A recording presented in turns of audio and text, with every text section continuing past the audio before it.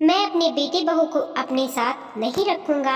अनीता अपने पति नील से कहती है, तुम्हें पता है हमारी सोसाइटी का वह कॉर्नर वाला घर जिसे हम खरीदना चाहते थे लेकिन महंगा होने की वजह से नहीं खरीद पाए थे, उसे किसी बुढ़े ने खरीद लिया है।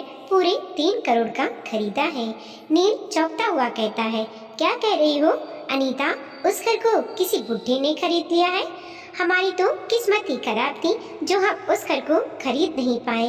कितना जोर लगाया था हमने उस घर को खरीदने के लिए, यहाँ तक कि हमने अपने इस घर को बेचने के लिए भी तैयार थे, क्योंकि वह घर था ही इतना शानदार। पूरे 500 गज की कोठी है, ऊपर से 3 मंजिल बनी है, कॉर्नर वाला घर है, बहुत बड़ा पार्किंग एरिया है और उसका तुमने गार्डन एरिया देखा है? टेबल चेयर डाल करके 10 लोग इकट्ठे बैठ सकते हैं। इतना शानदार उसका गार्डन एरिया है। मैं तो जब भी उस घर को देखता था तो मन ललचा जाता था कि काश मैं इस घर को खरीद सकता। और उस घर को खरीदने के लिए तो हमने अपना यह घर भी बिकाऊ कर दिया था, लेकिन फिर भी हम 3 करोड़ रुपए इकट्ठा नहीं कर पा रहे थे। लेकिन फिर भी हमने जैसे तैसे उस घर को खरीदने के लिए पैसे तो जोड़ ही रहे थे कि अभी नहीं तो 6 महीने बाद किसी तरह से हम उस घर को खरीद लेंगे। मैंने तो बैंक से लोन की भी बात कर ली थी, लेकिन पता नहीं यह कौन सा बुढ़ा आ गया जिसने यह घर खरीद लिया। हाँ नील, चलो देख कर आते हैं आखिर वह घर खरीदा किसने है। वैसे पड़ोस वाली आंटी बता रही थी कि उस बुड्ढे के परिवार में कोई भी नहीं है, अकेला रहता है, साथ में एक माली और एक ड्राइवर और एक कुक ही है। अब बताओ, इतना बड़ा घर लेकर अकेला बुढ़ा क्या करेगा? उसका तो परिवार भी नहीं रहता है। सुना है कि वह अपने ऊपर वाले 2 फ्लोर किराए पे चढ़ाने वाला है।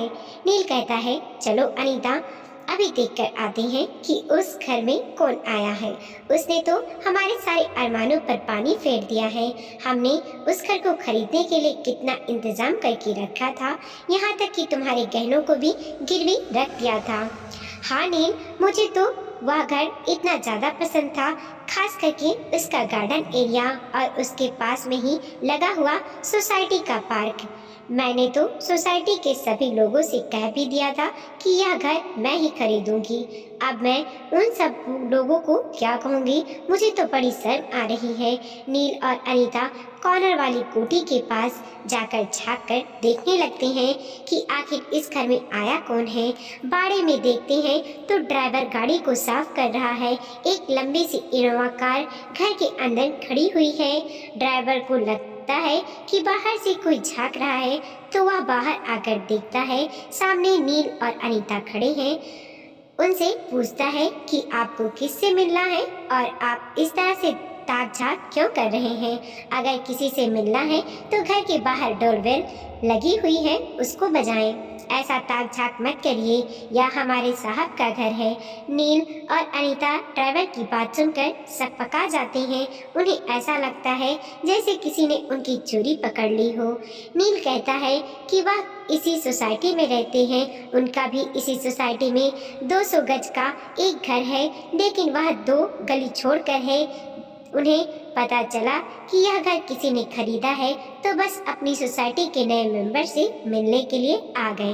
ड्राइवर कहता है, जी जरूर, आप अपना शुभ नाम बताइए, मैं अपने साहब को बुला कर लाता हूँ। मेरा नाम नील है, नील चौधरी। ड्राइवर अंदर मालिक को बुलाने के लिए चला जाता है। घर के बाहर नेम प्लेट लगी हुई है जिस पर BK चौधरी लिखा हुआ है। नील को वह नाम कुछ जाना पहचाना सा लगता है। अनीता नेम प्लेट देखकर कहती है, देखो ना, इस घर का मालिक भी चौधरी है और हम भी चौधरी हैं। हम लोगों की तो बहुत अच्छी बनेगी। अनीता नील अभी भी दरवाजे पर खड़े हैं। अंदर से एक रौबदार शख्सियत बाहर निकलकर आती है। एक बुजुर्ग अंकल जिन्होंने सफारी सूट पहना हुआ है, उनके ऊपर धारी वाली जैकेट पहनी है, सर पर टोपी लगाई है, हाथों में छड़ी लेकर पार्किंग एरिया में आकर खड़े हो गए। उस घर के मालिक को देख कर के अनीता और नील के पैरों के नीचे से जमीन खिसक गई। दोनों की आंखें फटी की फटी रह गईं, क्योंकि वह घर किसी और ने नहीं बल्कि नील के पिताजी विपिन कुमार चौधरी ने खरीदा है। तभी नील की नज़र फिर से नेम प्लेट पर जाती है और उसे समझ में आ जाता है कि उससे वह नेम प्लेट जानी पहचानी सी क्यों लग रही थी। नील और अनीता भागकर अपने पिताजी के पास जाते हैं और कहते हैं, पिताजी आपने इतनी बड़ी कोठी खरीद ली, कैसे खरीदी है? कहाँ से आए इतने सारे पैसे? और आपने मुझे भी बताया भी नहीं, आप इतनी बड़ी कोठी खरीद रहे हो। नील और अनीता को देख करके विपिन जी की आंखों में गुस्सा तैर जाता है। वह अपनी छड़ी से दोनों को दूर कर होने को कहते हैं, क्यों, तुम्हें बताने की क्या जरूरत थी? तुम मेरे हो कौन जो मैं तुम्हें बताता कि मैं क्या कर रहा हूँ, क्या नहीं कर रहा हूँ? कड़क आवाज में विपिन जी ने कहा। नरम होते हुए नील ने कहता है, पिताजी आप मुझसे ऐसे कैसे बात कर रहे हो? मैं आपका बेटा हूँ, आप मुझसे इस तरह से बात नहीं कर सकते। अच्छा बेटा, आज तुझे याद आ रहा है कि तू मेरा बेटा है? लगता है मेरी कोठी देखकर तुझे याद आ रहा है कि तू मेरा बेटा है और मैं तेरा बाप हूँ। वरना 6 महीने पहले जब तूने और तेरी पत्नी ने मुझे घर से बाहर निकाला था, तब याद नहीं था कि मैं तेरा बाप हूँ और तू मेरा बेटा है? अपने सपनों के घर को अपने पिताजी के पास देखकर अनीता और नील दोनों को ऐसा लगा जैसे अब तो वह इस घर को आसानी से हड़प लेंगी, क्योंकि यह घर तो उनके पिताजी का ही है और उन्होंने ही खरीद लिया है, तो अब इस घर को पाना उनके लिए मुश्किल नहीं है। वह अपने पिताजी से मीठी मीठी बातें बनाते हुए कहते हैं, पिताजी मैंने आपको घर से नहीं निकाला था, आप खुद घर छोड़कर चले गए। अच्छा बेटा, और घर से निकालना क्या होता है? मेरा सारा सामान घर के बाहर फेंक दिया था, मेरे कपड़े, मेरी मोटरसाइकिल, बस मैं ही एक रह गया था घर से बाहर फेंकने के लिए। और तो और गांव के कच्चे घर में रहने के लिए कह दिया था कि गांव में जा करके रहिए, आपकी हैसियत इस घर में रहने लायक नहीं है, मेरे घर में आप नहीं रह सकती। 6 महीने पहले अनीता घर के पार्किंग एरिया में बैठे हुए अपने बूढ़े ससुर से चिल्लाते हुए कहती है, आज तुम फिर से पूरे बाड़े में अपना सामान फैलाकर बैठ गए हो। तुमसे कितनी बार मना किया है कि घर में यह कबाड़ लाकर इकट्ठा मत किया करो, लेकिन नहीं, तुम्हें तो पता नहीं अपनी छोटी सी मोटरसाइकिल को कितना सजाने का मन करता है, और तुमने या हमारे नई कार पर क्या क्या चिपका दिया है। अभी के अभी यह सारी चीजें निकालो, मुझे अपनी कार में कुछ भी नहीं चाहिए। मेरी कार को तुम छू भी मत करो, जो भी करना है अपनी मोटरसाइकिल में करते रहा करो। सच में अपनी मोटरसाइकिल को तो तुमने मोटरसाइकिल रहने ही नहीं दिया है, ऐसा लगता है आगे से मोटरसाइकिल है और पीछे से उसको ऑटो बना दिया है। पता नहीं कितना एक्सपेरिमेंट करते हो, पूरे घर में कील हथौड़े दिखाई देते हैं, घर घर नहीं पंक्चर वाले की दुकान लगती है। मैंने इतनी अच्छी सोसाइटी में इतना बढ़िया घर खरीदा है, लेकिन तुमने तो इस घर को पंचर वाले की दुकान बना दी है। अभी अपना सारा सामान समेट लो, मेरे मायके वाले आने वाले हैं, वह तुम्हारा यह कबाड़ देखेंगे तो क्या सोचेंगे। तभी हाल से निकलता हुआ विपिन जी का बेटा नील भी अपनी आंखों को तैराता हुआ कहता है, पिताजी तुम्हें कितनी बार मना किया है कि मेरी गाड़ी पर कोई एक्सपेरिमेंट मत किया करो, जो कुछ करना है अपनी मोटरसाइकिल पर किया करो। अरे मैं तो कहता हूँ अपनी मोटरसाइकिल को बेच करके एक ऑटो ही खरीद लो। पूरे मोटरसाइकिल को ऑटो बनाकर रख दिया है। अरे यह छोटा मोटा एक्सपेरिमेंट करने से तुम कोई ऑटोमोबाइल की कंपनी नहीं खोल लोगे, ना ही कोई बड़े बिजनेसमैन बन जाओगे। इसीलिए यह फालतू के काम करना बंद करो। मेरी बहुत जरूरी मीटिंग है, सारा सामान हटाओ, जल्दी से कार निकालकर ऑफिस जाना है मुझे। तुम्हारे चक्कर में मैं लेट हो जाऊंगा। नील की बात सुन करके विपिन जी जल्दी जल्दी से अपना सारा सामान समेटने लगते हैं। कहीं से हथौड़ा उठाते हैं तो कहीं से अपनी कीलें उठाकर रख देते हैं। सारा सामान एक तरफ रख कर खड़े हो गए। नील अपनी कार को निकालकर चला गया। दरवाजे के पास खड़ी हुई अनीता विपिन जी से चिल्लाते हुए कहती है, यह सारा सामान समेट देना, कुछ भी नहीं छोड़ना। जब से माँ जी गई हैं तब से तुम सठिया ही गए हो। पता नहीं क्या क्या फालतू के काम करते रहते हो। माँ जी थी तो ठीक था, कम से कम यह आलतू फालतू काम तो नहीं करते थे। अच्छा होता कि माँ जी की जगह तुम ही चले जाते। और अगर तुम यह सब करना बंद नहीं करोगे तो एक दिन तुम्हारे कबाड़ के साथ तुम्हें भी हम इस घर से निकाल देंगे। फिर किसी फुटपाथ पर पड़े रहना और करते रहना या फालतू के काम। मेरे घर में यह सब नहीं चलेगा। इतना कह करके नीता घर के अंदर चली गई। विपिन जी का मन घर के अंदर जाने का नहीं था, इसीलिए वह पास के ही मंदिर में जा करके बैठ गए। जब से विपिन जी की पत्नी ने उनका साथ छोड़ा है, घर के अंदर उनका मन ही नहीं लगता है। दिन के ज़्यादातर समय वह घर के बाहर ही रहते हैं, या तो वह अपना कुछ काम करते हैं जिसे बेटे बहू कबाड़ समझते हैं, या फिर वह मंदिर के पास आकर बैठ जाते हैं, लेकिन घर में कम से कम जाते हैं। एक वजह यह भी है कि जब तक घर में रहते हैं बेटे बहू का मुंह बना रहता है कि बुढ़ा पूरे दिन घर पर बैठा रहता है और ना कुछ काम करता है ना काम करता है। मैं तो इस बुढ़े से तंग आ गई हूँ। तुमने तो गांव का घर और जमीन भी बेच दी है, अब हमको इसको गांव भी नहीं भेज सकती हैं। पूरी जिंदगी के लिए मेरे सर पर मर दिया है। जब देखो तब बेटे बहू आपस में इसी बात को लेकर लड़ते झगड़ते रहते थे। जब तक पत्नी साथ थी, बहू का घर के कामों में पूरा साथ देती थी, लेकिन पत्नी के जाने के बाद बहू बेटा मुझसे और भी ज़्यादा उखड़े उखड़े रहने लगे हैं, क्योंकि मैंने तो कभी जिंदगी में काम किया ही नहीं। अपनी पत्नी के सामने मैंने एक गिलास पानी भी भर के नहीं पिया है, तो बहू के साथ घर के काम क्या करा पाऊंगा।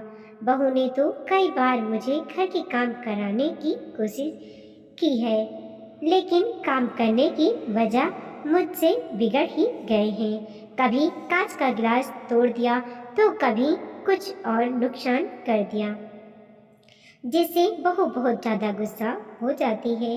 एक दिन सुबह सुबह विपिन जी अपनी पत्नी का पुराना सा बक्सा लेकर के बाहर पार्क के एरिया में बैठ जाती हैं। कहीं कहीं से वह टेढ़ा हो गया था, उसे ठीक करने लगते हैं। बहू बेटा ना जग जाए इसी डर से वह बहुत धीरे धीरे काम कर रहे थे, लेकिन खटर पटर की आवाज़ सुन करके बहू बेटे दोनों ही गुस्से से बाहर निकल कर आते हैं और विपिन जी का सारा सामान दरवाजे के बाहर फेंक देते हैं। साथ ही साथ अनीता उनके कपड़ों का बैग लेकर के घर के बाहर फेंक देती है। निकल जाओ मेरे घर से, तुम एक अच्छी सोसाइटी में और अच्छे घर में रहने के लायक ही नहीं हो। वापस से गांव चले जाओ, तुम उसी घर में रहने लायक हो। उस घर में जा कर के जितना भी खटर फटर करना है करते रहना, पर मेरे घर में यह सब नहीं चलेगा। तुम्हारे जैसे गवार लोग इतनी अच्छी सोसाइटी में रहने के लायक नहीं हैं। तुम्हें सोसाइटी में रहने का बिल्कुल भी सहूर नहीं है। तुम तो गांव के लायक ही हो। गांव में कच्चे घर में जाकर ही रहो और वापस इधर कभी मत आना। विपिन जी कहते हैं, अरे बहू, कैसी बातें कर रही हो? मैं गांव में जाकर क्या करूंगा? गांव का घर तो तुम लोगों ने पहले ही बेच चुके हो, यहाँ तक कि गांव की खेती भी बेच दी है। और बेटा, तुमने तो कहा था गांव की खेती और जमीन बेचने के बाद तुम शहर में नया घर लोगे और मुझे उधर अपने साथ रखोगे। आज जब मेरे पास कुछ नहीं बचा है तो तुम लोग मुझे घर से बाहर निकालने की बात कर रहे हो। मैं कहाँ जाकर रहूँगा? विपिन जी अपने बेटे की तरफ आशा से देखते हैं कि शायद उनका बेटा बहू से कुछ कहेगा। उनका बेटा अपने बूढ़े बाप को इस तरह से घर से नहीं निकाल सकता है, लेकिन बेटा कुछ नहीं कह करके चुपचाप से अंदर चला जाता है। शायद वह भी यही चाहता है कि तुम इस घर से निकल जाओ। पास में काम कर रहे एक व्यक्ति से अनीता विपिन जी की मोटरसाइकिल को बाहर निकलवा कर फेंक देती है। अब दोबारा से इस घर में शकल मत दिखाना। बहुत सह लिया है मैंने तुम्हें। इस घर में जितना पैसा दिया था उतना मैंने तुम्हें अपने घर में रख लिया है और उतने पैसे मैंने तुम्हारे ऊपर खर्च भी कर दिए हैं। अब इस घर में तुम्हारा कोई हक नहीं है। हमारा तुम्हारा सारा हिसाब बराबर हो गया है। बहू, कैसी बातें कर रही हो? किस हिसाब की बातें कर रही हो? अब तो मेरे पास कुछ भी नहीं है जहाँ जाकर मैं रह सकूं, मैं अपने बुढ़ापे को काट सकूं। अगर अपने बहू बेटे के साथ नहीं देंगे तो मैं तो दर दर भटकता फिरूंगा। लेकिन बहू विपिन जी की एक भी नहीं सुनती है। उनका सारा सामान घर के बाहर निकाल कर फेंक दिया और अंदर से दरवाजा बंद कर लिया। बेचारे विपिन जी अपनी मोटरसाइकिल को उठाकर वापस से खड़ा करते हैं और अपने पत्नी के टूटे बक्से में ही अपने कपड़ों को भर लेते हैं और चल पड़ते हैं एक अनजान राह पर, क्योंकि बहू बेटे ने आज उन्हें कहीं का नहीं छोड़ा। उन्हें सड़क पर जीने के लिए मजबूर कर दिया, दर दर भटकने के लिए मजबूर कर दिया। विपिन जी सोचते हैं, ऐसा मैंने क्या कर दिया था? अपने घर में बैठकर क्या मैं छोटे मोटे काम भी नहीं कर सकता? क्या अपने मन के काम नहीं कर सकता? अगर बेटे बहू के घर में रहना है तो क्या उनके हिसाब से ही सांस लेनी पड़ेगी? जबकि मैंने तो अपना सब कुछ अपने बेटे बहू पर न्यौछावर कर दिया था, लेकिन बहू बेटे तो पूरी तरह से अपने कंट्रोल में मुझे रखना चाहते हैं। बहू घर के काम करवाना चाहती है और अपने हिसाब से रखना चाहती है। बहू बेटे में से किसी को भी मुझ पर दया नहीं आई कि अपने बूढ़े पिता को घर से बाहर निकाल दिया। यह सब सोचते सोचते सुनसान राह पर विपिन जी बढ़ते जा रहे थे। अचानक से उसी सुनसान सड़क पर एक बड़ी सी गाड़ी गुजरती है, लेकिन विपिन जी को देखकर वह गाड़ी वापस से आती है और गाड़ी में से एक बहुत ही बड़ा बिजनेसमैन, जिसका पूरे देश में नाम है, वह उतरता है और विपिन जी की उस ऑटो मोटरसाइकिल को चारों तरफ से बहुत ही निहार कर देखता है। फिर विपिन जी से पूछता है, क्या इस ऑटो मोटरसाइकिल को आपने बनाया है? विपिन जी कहते हैं, जी इसको मैंने ही बनाया है। यह तो बहुत ही शानदार बनी है। आपने छोटी सी मोटरसाइकिल में इतना शानदार क्रिएशन किया है, इससे तो ऑटोमोबाइल की दुनिया में आग लग जाएगी। यह बहुत ही बढ़िया क्रिएशन है। आप जैसे लोगों का हमारे ऑटोमोबाइल की दुनिया में स्वागत है। क्या आप हमारे साथ काम करेंगे? झट से देखने के बाद पट से उस उद्योगपति ने विपिन जी को अपने साथ काम करने के लिए ऑफर कर दिया। विपिन जी को तो कुछ समझ में नहीं आया कि आखिर वह व्यक्ति है कौन और उसकी ऑटो मोटरसाइकिल की इतनी तारीफ क्यों कर रहा है और इससे उससे क्या लेना देना। अपना परिचय देते हुए उद्योगपति बताता है कि मेरी एक बहुत बड़ी ऑटोमोबाइल की कंपनी है, जहां पर बहुत सारी मोटरसाइकिल और कार बनती हैं और मेरी कंपनी में नए नए इनोवेशन और एक्सपेरिमेंट करने वाले लोगों का स्वागत है। और आपने भी कुछ ऐसा ही एक्सपेरिमेंट किया है, जिसे अगर बाजार में लाया जाए तो धूम मच जाएगी। विपिन जी कहते हैं, क्या सच में ऐसा हो सकता है? अपना कार्ड दिखाते हुए बिजनेसमैन कहता है, हाँ ऐसा बिल्कुल हो सकता है, आप बस हमारे साथ चलिए। बिजनेसमैन विपिन जी को अपनी कार में बिठाकर अपने ऑफिस ले आया और एक ड्राइवर से कहकर उनकी ऑटो मोटरसाइकिल और सारा सामान भी ऑफिस में ही मंगवा लिया। बड़े बड़े इंजीनियर उस ऑटो मोटरसाइकिल को देख रहे थे। वाह, कितना शानदार तरीके से उसको बनाया गया है। घर की कबाड़ की चीजों से उसे किस तरह से सजाया गया है। बनाने में नाम का ही खर्चा हुआ है। वह उद्योगपति विपिन जी को रहने के लिए एक अच्छा सा घर देता है और साथ ही बहुत सारे पैसे भी, और कहता है आपको हमारे लिए काम करना है। जिस तरह से आपने यह ऑटो मोटरसाइकिल बनाई है, इस तरह से आपको कुछ और भी अलग इन्वेंशन करना है। इसके लिए आपको जिस सामान की जरूरत है आप मुझे बता दीजिए, आपको सारा सामान उपलब्ध करा दिया जाएगा। कुछ दिनों में विपिन जी अपनी क्रिएटिविटी से बहुत ही शानदार ऑटो मोटरसाइकिल बनाकर तैयार करते हैं और इस बार तो उनके पास सामान की भी कोई कमी नहीं थी, तो उनके क्रिएशन में 4 चांद लग गए थे। उस क्रिएशन को देखकर कंपनी के बड़े बड़े इंजीनियर भी हतप्रभ थे कि आखिरकार एक वृद्ध व्यक्ति इंजीनियर से भी ज्यादा दिमाग लगाकर इतना अच्छा क्रिएशन कर सकता है। सभी लोग विपिन जी की तारीफ करने लगे और दयाल जी को इसके मुंह मांगे पैसे भी मिलने लगे। जैसे ही विपिन जी की बनाई हुई मोटरसाइकिल मार्केट में आई तो उसकी तो धूम ही मच गई। बहुत ज़्यादा मांग होने लगी। धीरे धीरे कुछ ही महीनों में विपिन जी करोड़पति हो गए। बिजनेसमैन को भी करोड़ों में फायदा हो रहा था। विपिन जी के पास अब पैसों की कोई कमी नहीं थी, करोड़ों रुपए के मालिक थे और उन्हीं पैसों से अब विपिन जी ने उस घर को खरीद दिया जो उनके बेटे की सोसाइटी में था। आज विपिन जी के पास 500 गज की कोठी है, गाड़ी है, 4 नौकर चाकर हैं, किसी चीज की कमी नहीं है। वह सिर्फ अपनी काबिलियत के घर पर बल पर। अपने बूढ़े पिता के पास इतनी सारी संपत्ति देख कर के बेटे बहू दोनों ही उन्हें यह याद दिलाने की कोशिश करते हैं कि वह दोनों आपके बेटे बहू हुए, आपका फर्ज बनता है उनको अपने पास रखना। लेकिन विपिन जी साफ साफ मना कर देते हैं कि अब वह अपने बेटे बहू को अपने साथ नहीं रखेंगे। बेटा चिल्लाता हुआ कहता है, अगर आप मुझे नहीं रखेंगे तो फिर किसको रखेंगे, किसको देंगे अपनी इतनी सारी प्रॉपर्टी। बुढ़ापे में कौन आपका साथ देगा, कौन सेवा करेगा। एक ना एक दिन तो तुम्हें मुझे याद करना ही पड़ेगा। विपिन जी गरजते हुए कहते हैं, मुझे तुम्हारी कोई जरूरत नहीं है।